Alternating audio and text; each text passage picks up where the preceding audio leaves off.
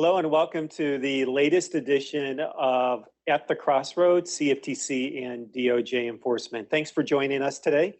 I'm Matt Kluchenek, a partner at Mayer Brown, a member of Mayer Brown's Litigation and Dispute Resolution Group, and I'm joined once again by my partner, Glen Kopp, partner in the New York office of Mayer Brown, a member of Mayer Brown's White Collar Defense team. Glen, it's great to see you in person. Likewise, Matt. As you know, our goal here is to bring to you an interesting and timely topic that examines the intersection of CFTC and DOJ enforcement. And today we're going to continue our theme on cooperation. In a couple of prior episodes, we talked about cooperation in the context of the CFTC, the Commodity Futures Trading Commission, various considerations. We've also talked about cooperation in the context of the Department of Justice with respect to individuals. Today, we're going to focus on cooperation, DOJ cooperation in the context of corporations. So kick us off, Glen. Give us a little bit of primer of the framework. Sure, absolutely, Matt. And what we'll do is we're going to start, rather than go back and do ancient history, we'll start sort of in the 2016 period when, in the context of the Foreign Corrupt Practices Act, DOJ announced the corporate enforcement policy. And the idea there was to provide some transparency in order to incentivize corporations to come forward and voluntarily self-disclose potential violations of the Foreign Corrupt Practices Act. That was started as a pilot program. Then in 2017, DOJ formalized the program, and then a few years later announced that it would generally apply outside of the context of Foreign Corrupt Practices Act prosecutions for corporations.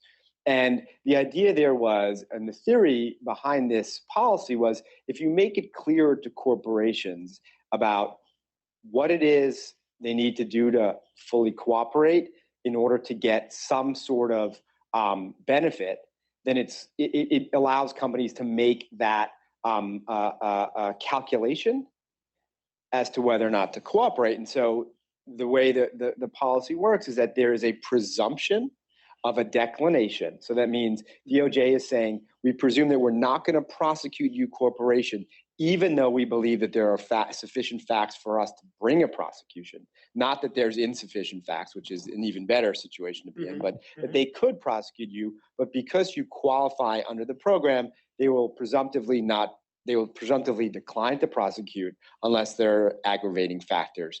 And so that's how it works. And those three components that you need to have in order to qualify for this declination under the policy are voluntary self-disclosure, full cooperation, and full remediation.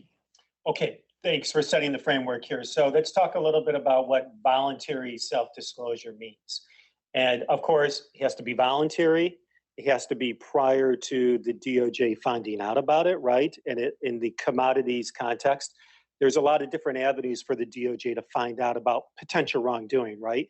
It might be an SRO, like an exchange, or NFA or FINRA. Might be a civil agency like the CFTC or the SEC. And so what needs to happen here with respect to that first element is that the DOJ finds out probably before any other regulator finds out, right? And it's done so voluntarily. Yes and no. I mean, you could sort of make those parallel calls, but it's voluntarily. It has to be before it's imminently exposed. So you don't get this. You might not get that credit if what DOJ says, hey, look, you knew this was coming out. You didn't do this sort of out the goodness of your heart, which we know is never really the case. But nonetheless, it's not because tomorrow it was going to be in the papers. It's because you came to us knowingly, without an expectation that it would be imminently disclosed to the broader public. Okay, let's break this down a little bit. So let's say company is being investigated by the CFTC with respect to potential wrongdoing. Purely, obviously a civil investigation matter.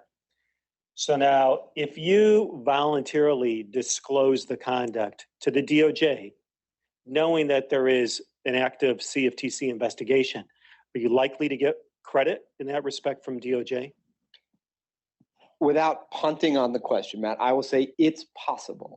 And DOJ will rarely commit at the early stages of that first phone call of saying, yes, you voluntarily, what will happen is you'll say, we're calling to make a voluntary self-disclosure, and they will say, we're happy to take your call. We will take your call without committing to whether or not we agree this is a voluntary self-disclosure. Without knowing all the facts, we can't commit, but thanks for coming in the door, and the process begins now, moving forward. Right, okay, really helpful. Now, of the three elements, and we're going to try to tackle today two of those elements, so that of voluntary self-disclosure as well as full cooperation. And the other one, just as important, corrective actions or remediation, we're going to save that for a future edition of At the Crossroads. When we talk about full cooperation, that can mean a lot of different things, right? So give us a sense as to what's involved. Is there, for example, an element of reasonableness with respect to cooperating? Tell us a little bit about what that involves. You like to think that everything here, Matt, has an element of reasonableness, and right? Debatable for some people whether or not DOJ is reasonable. But I think it's fair to say that the policy itself is pretty reasonable in its expectations, and that may not have been the case from day one. And DOJ has had willingness to be flexible and has altered the terms over the course of time based on experience, practice, input from practitioners, and it's not there's a revolving door, as we know, and so experiences from outside impact experiences inside and decisions, and so the policy has been refined over time. And I think what you're expected to do is to provide all relevant information about the potential misconduct with a focus on the conduct of, or the potential misconduct of, the key individuals who are substantially involved in the misconduct. Expectation is that you will be providing rolling discovery, meaning, or rolling productions of the relevant materials, and that may be oftentimes large amounts of emails and the related documents. That you're also providing regular updates. And this cooperation has to be proactive. And for example, DOJ expects that during the course of the internal investigation, which is oftentimes what both is the basis for the voluntary self-disclosure, and then the ongoing cooperation is the ongoing internal investigation. DOJ may be doing its own work with the FBI or CFTC or somebody else, but it's the internal investigation that's driving the cooperation in large part. And so, rightfully, you've talked a lot about facts being conveyed, but a little bit more nuanced. What about analyses? What about opinions, and so on and so forth? Do they expect to receive that as well as part of full cooperation? So, Matt, you're sort of getting into this world of privilege, and it is not expected that companies will waive privilege, right? I think DOJ's had some bad experience in the past with making those demands. They will not make those demands. It is likely to help if you are waiving privilege on certain information, because that shows a sort of additional cooperation that will not be asked of you. It might be implicitly expected in certain times, but you have to be careful about that, obviously. You're going to be providing facts first and foremost. And in terms of whether there's privileged information that's being provided, setting aside the internal investigation opinions. In terms of privileged information, you have to be really careful about that and make individualized decisions about whether or not waiving privilege on certain documents might be in the best interest of the company in the course of the cooperation. Great. But as a general baseline matter, full cooperation doesn't mean waiving privilege. Correct. What about blocking statutes? What about privacy considerations?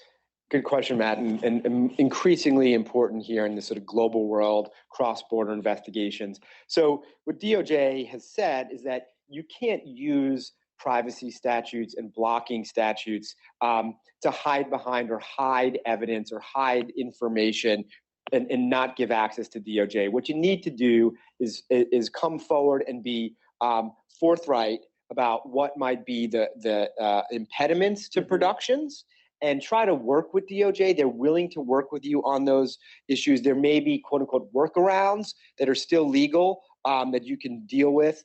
And DOJ has oftentimes had more experience in certain regions in those situations. So they may have some ideas about how to do it, but they will not demand necessarily that you violate, say, a country's blocking statutes to produce information from a foreign company. What they're expecting from a foreign country, what they're expecting is that you're going to raise the issues and work with them. So disclosure and quick disclosure and being creative is the way to handle those kinds of issues. Be cautious about using it as a sword as opposed to just being transparent, addressing the issues directly with the DOJ.